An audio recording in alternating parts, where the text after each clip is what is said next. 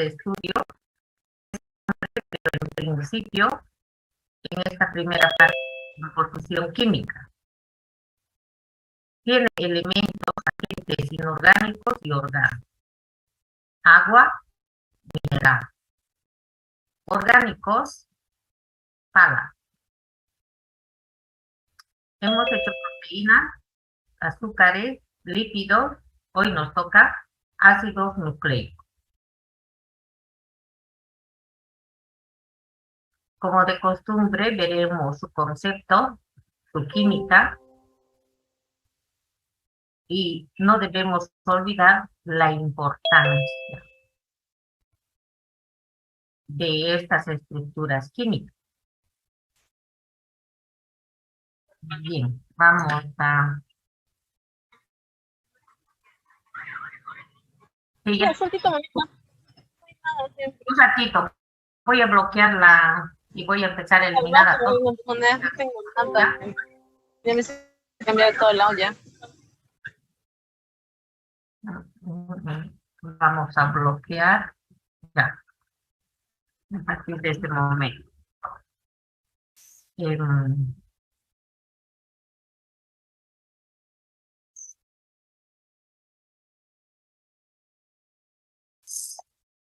La importancia y el otro punto que toda la vida debemos de preguntarnos es la aplicación. La aplicación.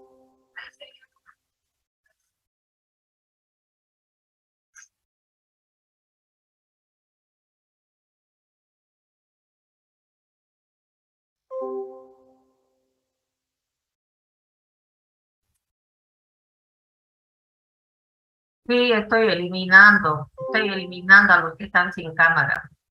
Tengo que pasarme ese tiempo más. Buenas tardes, doctora. Condori lleva con 2 dispositivos. Ponga uno nomás, por favor, porque tal vez la voy a eliminar. Bien. O ponga ahí Eva Condori, 2 dispositivos, algo por el estilo. Bien. Como es de costumbre, y creo que es lo más fácil de aprender esta asignatura, es el compuesto, el concepto, quiero decir. Todos son agentes químicos cuando no estoy segura si son elementos o son compuestos. Agentes. Pero cuando tengo la seguridad de que son complejos, entonces utilizo la palabra compuesto. Orgánicos, estoy segura de que son orgánicos porque llevan carbono. ¿Cuáles son las unidades básicas? Los nucleótidos. ¿Cuáles son las unidades básicas de los lípidos?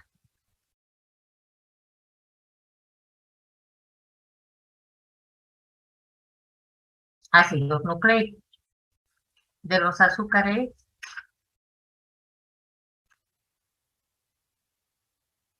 glucosa. monosacáridos. De las proteínas, Aminoácidos. muy bien. ¿Cómo puede estar en un auto, no? Que se vaya nomás en el auto. A esta hora debía estar en clase.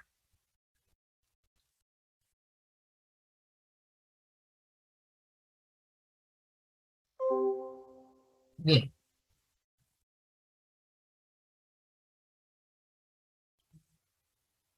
¿Cuáles son las unidades estructurales? Nucleótidos. Pero ¿cuáles son los elementos químicos constituyentes? Fíjense cómo ha ido aumentando, ¿no? Primero era CHO para azúcares, para lípidos. Se añadió la N para proteínas. Pero en este caso de los ácidos nucleicos, aumenta un nuevo elemento que es el fósforo.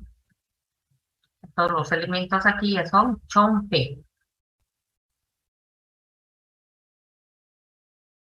¿Por qué debemos estudiarlos? Porque aquí se encuentra la información que está ligada, o que es el legado también, de la herencia. Por ello, el choco va a tener un hijo choco. Por eso que aquel que tenga déficit de la glucosa 6-fosfodeshidrogenasa, con probabilidad, su hijo también va a tener esa deficiencia. Otro dato interesante es que en estos compuestos químicos tenemos la información para la síntesis de las proteínas.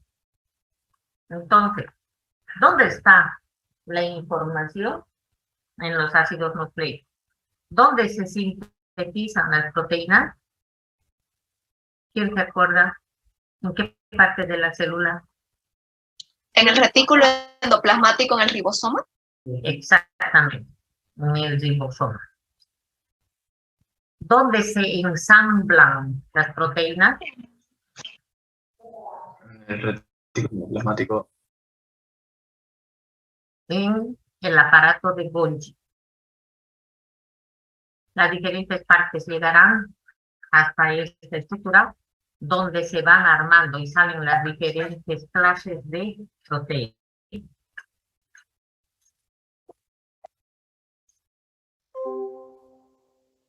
Tipos de ácidos nucleicos. Yo estoy leyendo también los mensajes de WhatsApp, no se preocupen. Que se queden ahí reclamando. Doctora, sí. Está muy inestable el internet donde estoy yo. Creo que es por la cámara, parece que se lentea. Yo la veo con cámara, pero a ver, Claudia González.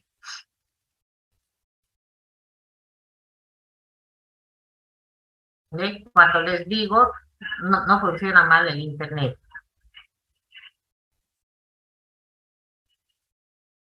¿Para qué van a estar perjudicándose aquí? Mejor si nos quedamos 30, así va a estar más estable.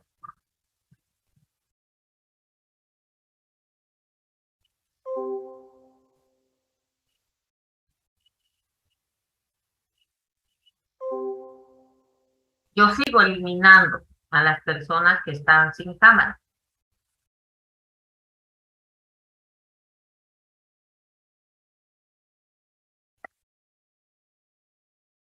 Bien. Solís Keila está sin cámara.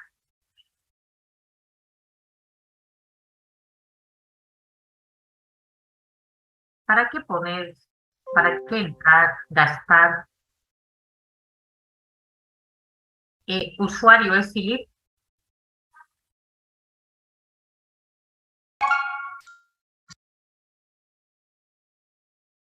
Sí, ¿Quién es su usuario? sí, soy yo. ¿Philip? Disculpe. Ah, ya, está bien. Ponle nomás tu nombre, Philip, no hay ningún problema. Ya, ahorita lo configuro. Bien. Los dos tipos de ácidos nucleicos, DNA o RNA, o tal como está escrito. ¿Cuál es la diferencia? Este se encuentra en el núcleo y en el citoplasma. Sin embargo, aquí no dice citoplasma, sino mitocondria. Seguramente ustedes ya lo saben. Gracias a esto se tiene aquí la categoría de DNA mitocondrial. Mitocondria. Esto es interesante y fundamental para poder tener información en relación a la línea materna. Es decir, para saber si usted es tataranieta de su tatarabuela. No se cumple eso con los hombres, ¿verdad? Más adelante vamos a ver, para cuestiones de la línea materna. ¿Por qué es DNA? Porque lleva desoxirribosa. Y aquí ribosa. ¿Qué es la ribosa? Como ya hemos avanzado, es un monosacárido. Monosacárido de 5 carbonos. Y el grupo funcional aldehído. La desoxirribosa es la misma ribosa, pero como su nombre lo indica, perdió un oxígeno. Esa va a ser la gran diferencia. Otra, la base nitrogenada. En el DNA son del grupo de las púricas y aquí las pirimídicas. Ejemplo de púrica o purinas también, adenina, guanina. Y en el otro es CUT, citosina, uracilo, timina. A ver, ¿qué es un ácido nucleico? Compuesto químico orgánico que tiene los elementos químicos CHOMP y su unidad estructural es el nucleótido. Es decir, que nucleótido elevado a la N es igual a ácido nucleico. ¿Qué es un ácido nucleico? Un nucleótido, perdón. Este sería aquí elevado a la N. Esto podríamos ponerlo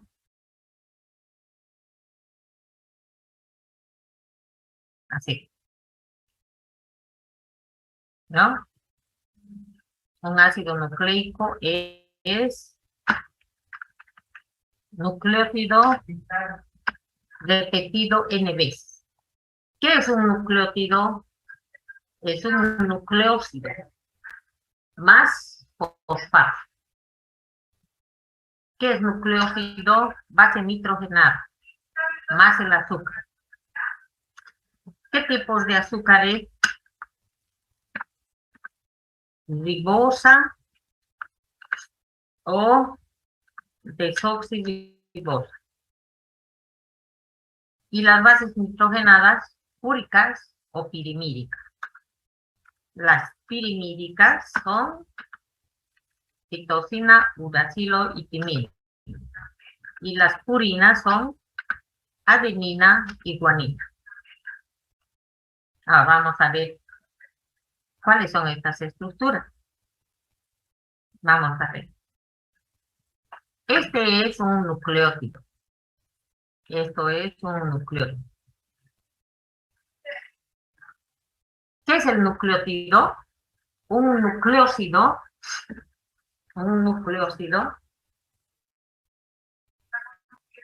es más fosfato.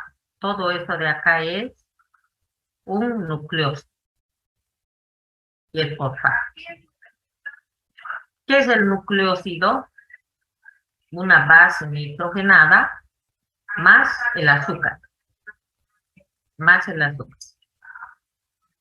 Cuando se tiene dos anillos, son bases púricas. Y cuando son pirimídicas, solamente es una estructura cíclica.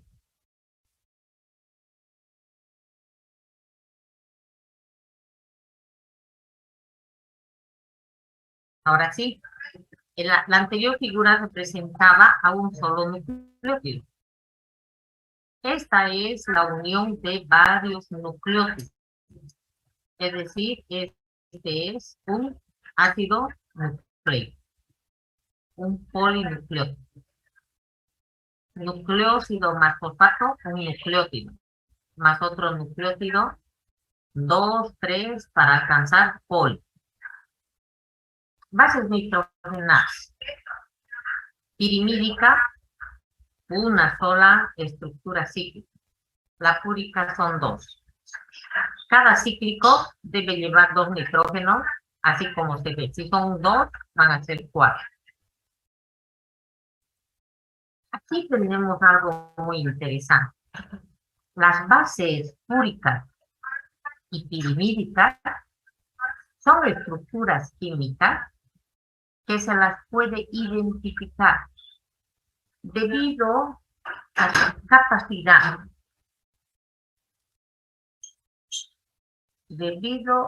capacidad de absorbancia. Lo inverso de absorbancia es la transmitancia. ¿Qué significa esto? Cada estructura química tiene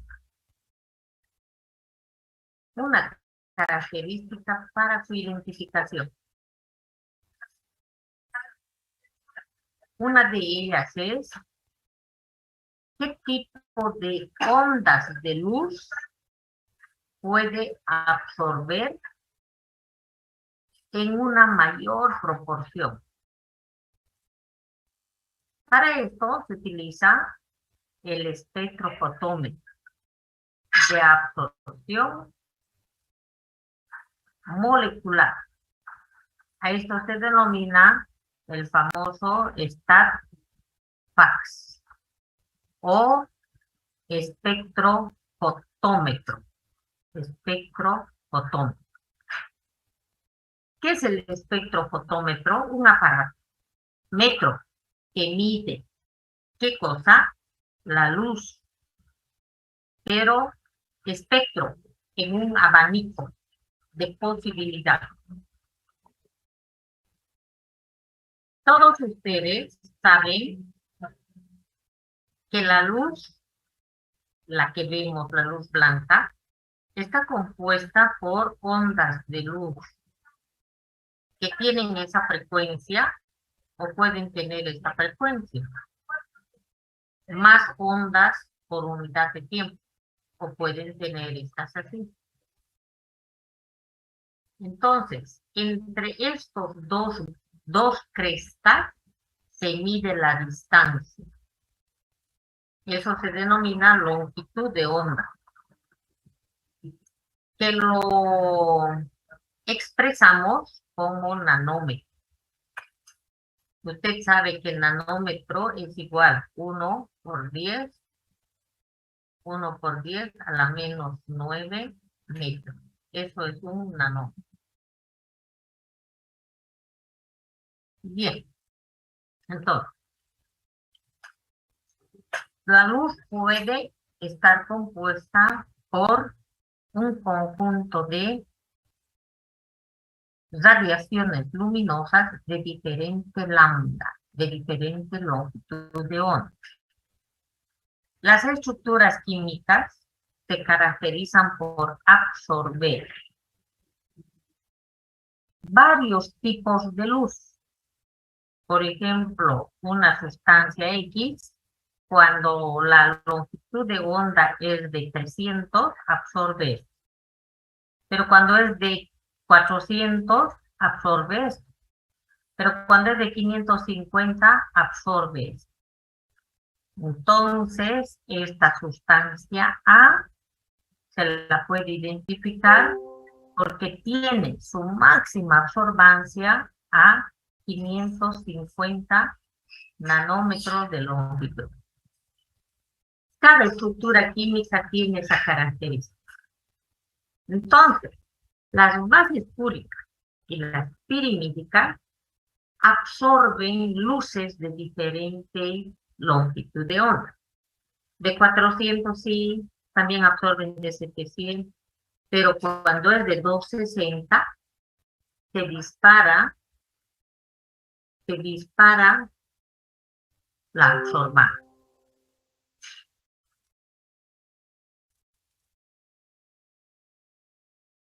¿Para qué le sirve esto en medicina?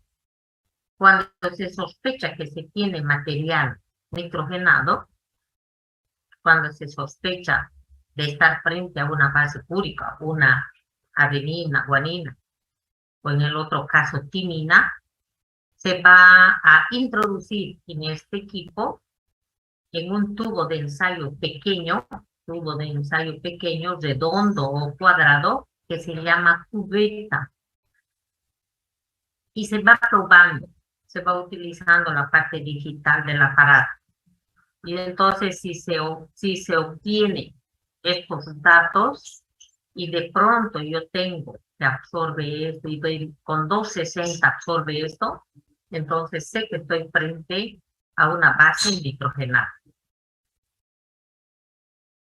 Esto se utiliza, por ejemplo, para cuando se va a hacer las determinaciones de DNA, para saber si este es hijo de este hombre. Si yo tengo fluidos en una sábana, en una ropa interior, en un condón, entonces se van a someter a una serie de técnicas. Pero para tener seguridad de que hay ácidos nucleicos en esa muestra, lo primero que se hace es esta prueba.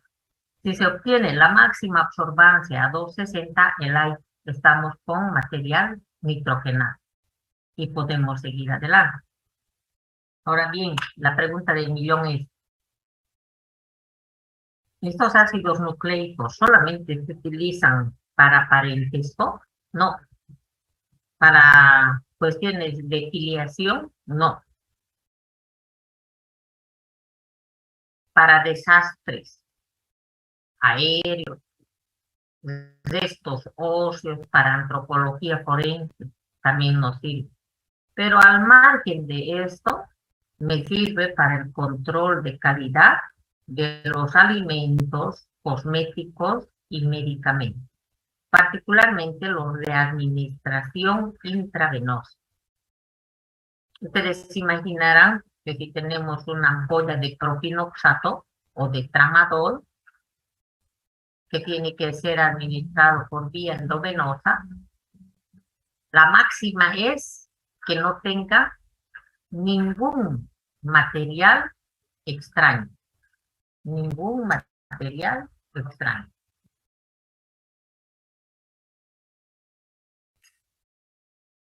Material extraño genético de bacterias o de virus.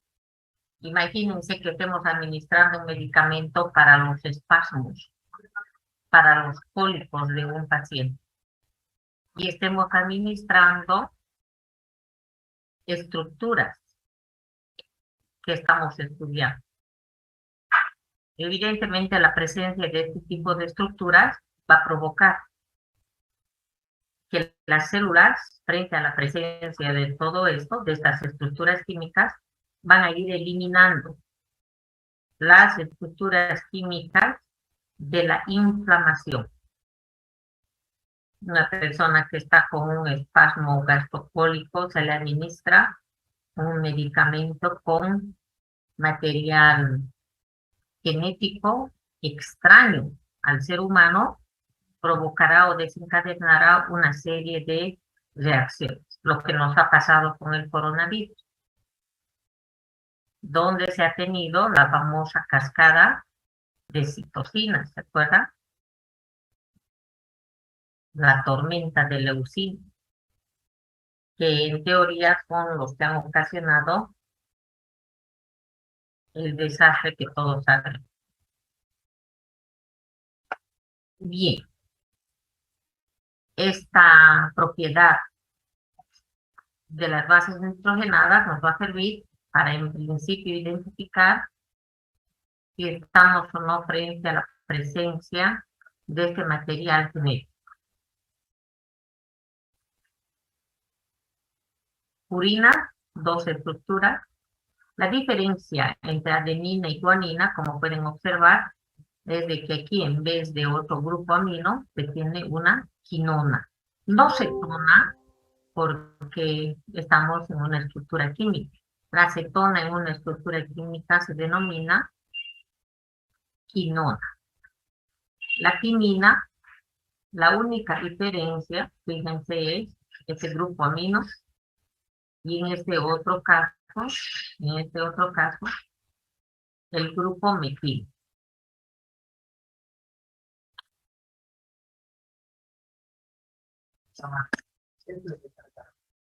DNA.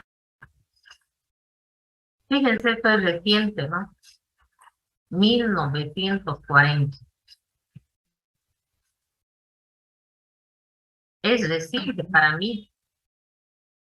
Se demostró que existía dentro de los cromosomas los genes.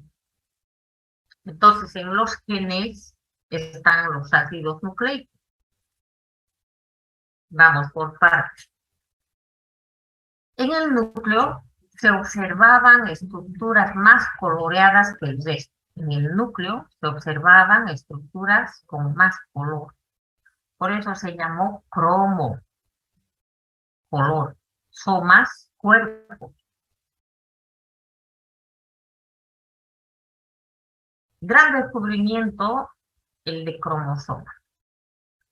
Sin embargo, en los cromosomas había otras estructuras, los denominados genes, que a su vez estaban constituidos por los ácidos nucleicos.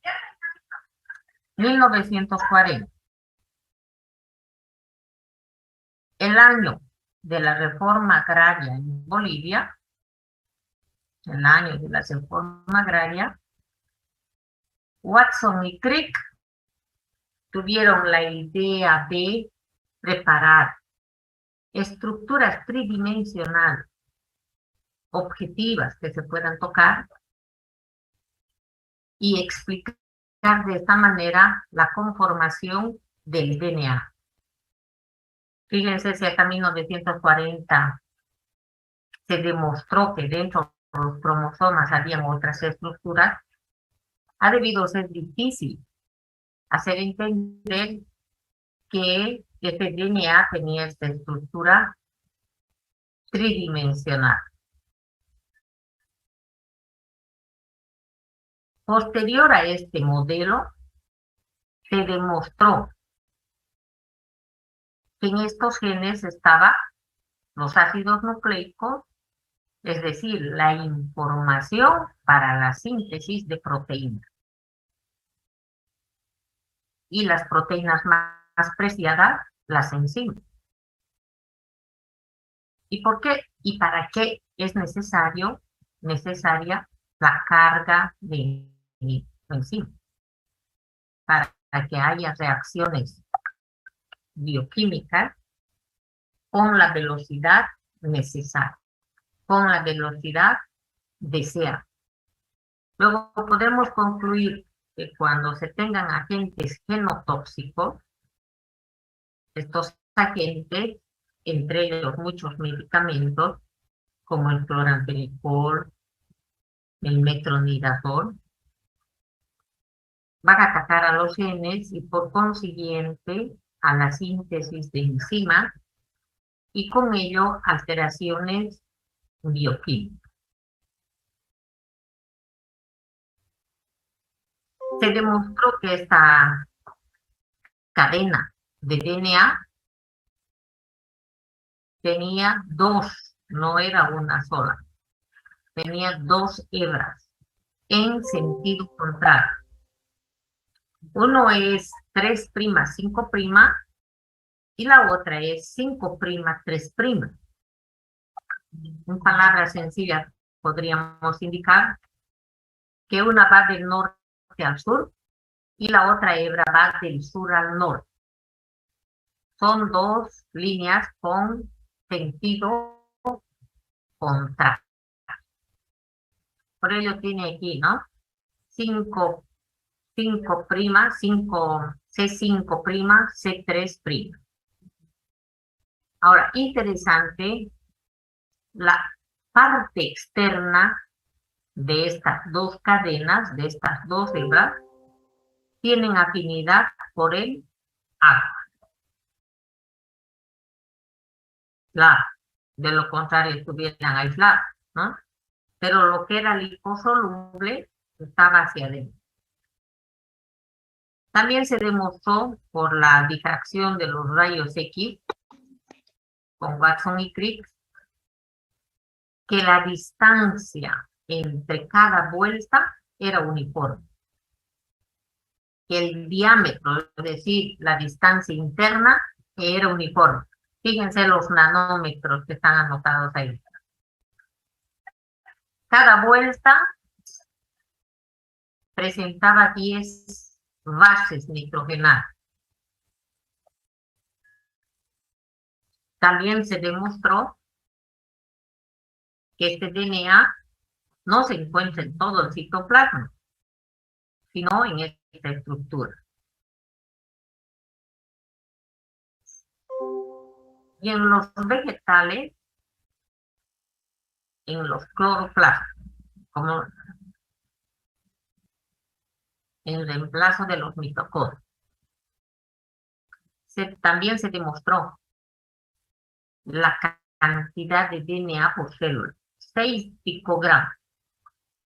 Podemos calcular ya qué es un picogramo. Se pudo demostrar que los 46 cromosomas, si se los estira, podrían tener esa longitud de 200 centímetros. También está demostrado hoy en día que la suma de estas bases púricas tiene que ser igual al mismo peso de la suma de las pirimidas. Otra cosa interesante, que la adenina solo debe ir ligada a la timina, no puede casarse con otra estructura, ¿no? La cantidad de adenina tiene que ser la misma de timina y de citosina con guanina, la misma cantidad. Las dos hebras son antiparalelas, van en sentido contrario. Esto es interesante para lo que vamos a ver a continuación. ¿Qué se supo hasta aquí? Se supo representar en forma tridimensional al DNA, que para todos nosotros qué sencillo, ¿no? Pero para esta gente, para estos científicos, ha tenido que poner un gran esfuerzo. Una vez que se supo de esta forma, estos científicos, Sanger, Gilbert, es bueno memorizar a Gilbert para el síndrome de Gilbert, pudieron determinar la secuencia, el orden de las bases, Y todo ello sirvió para que posteriormente, en el proyecto del genoma humano, se pueda saber por completo la secuenciación de las bases. Este proyecto del genoma humano, creo que en algún momento ya lo habíamos indicado, ha sido un proyecto compartido a nivel mundial y se pudo terminar antes de tiempo. Y entonces, para que no peleara Europa con Estados Unidos, se indicó que al mismo tiempo habían terminado tanto Europa como Estados Unidos, para que nadie sea el dueño de la secuenciación del genoma del ser humano.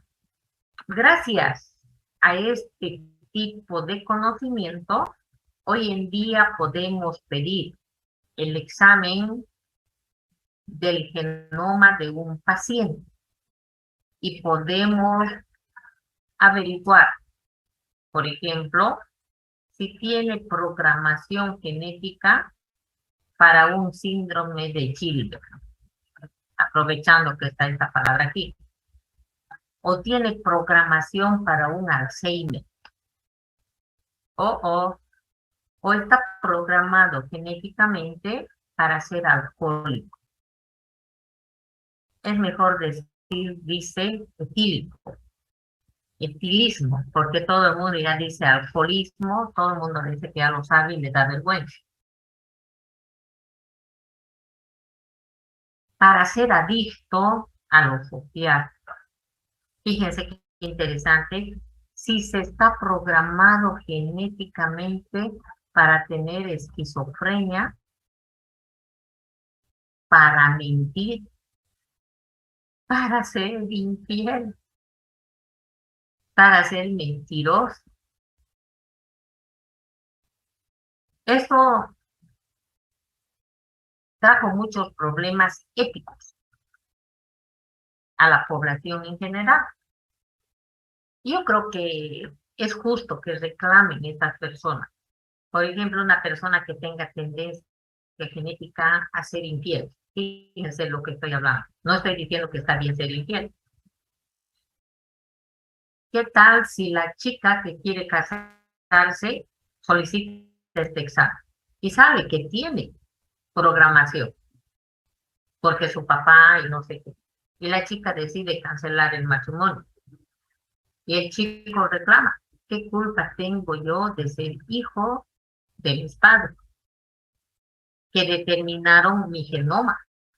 Ahora, trasládelo eso a una enfermedad como el Alzheimer. En Europa y en los países adelantados, para que una persona entre a trabajar al hospital, a una fábrica, se solicita su examen de genoma. Y si se determina que tiene Alzheimer, no se lo contrata. Y entonces, con justa razón, la gente reclama, me he formado tantos años, tengo tales especialidades, pero por cuestiones genéticas soy portador de determinadas patologías. El principio o la finalidad de determinar el genoma del ser humano era otro. Se quería saber si una determinada persona, Virgüez, Ana Julia, por ejemplo, si tenía o no esa programación genética para tener Alzheimer. ¿Con qué finalidad?